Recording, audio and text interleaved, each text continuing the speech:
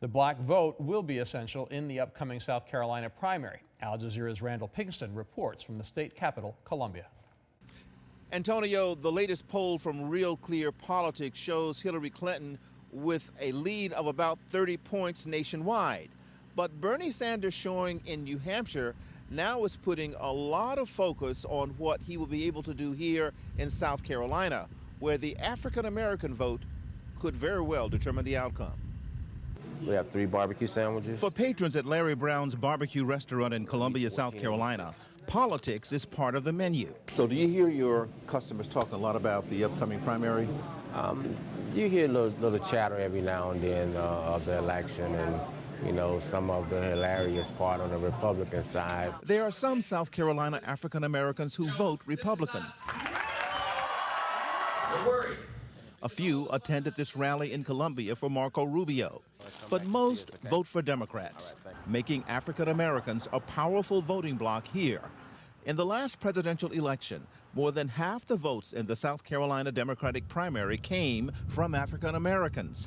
That's why Hillary Clinton and Bernie Sanders are aiming their ad campaigns directly at black voters.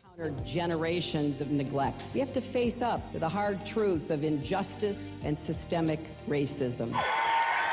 Clinton is also counting on a reservoir of goodwill for her husband, the two-term president, sometimes jokingly referred to as the first black president. But old loyalties may not help Clinton among younger voters who are skeptical about all of the candidates' campaign promises. I think they're just doing that because they want to win over the black voters. Robert King, a college senior, is weighing his choices. I'm kind of leaning more towards Bernie because I feel like he's done a lot to reach out to especially our generation and the younger community. I'm a big supporter of Hillary as well, so it's kind of like I'm stuck in between. I'm between a rock and a hard place.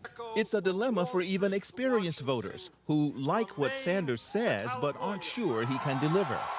State Senator Darrell Jackson, who is also a minister, understands Sanders' appeal on issues such as income inequality, a $15 minimum wage, and free tuition in public colleges. And you would not find me criticizing Bernie Sanders because I think that message is long overdue. It's something that, quite honestly, I have talked and preached about for many years. But State Senator Jackson says Clinton is the most qualified candidate. The most important issue is that I think she is probably most ready to be president on day one.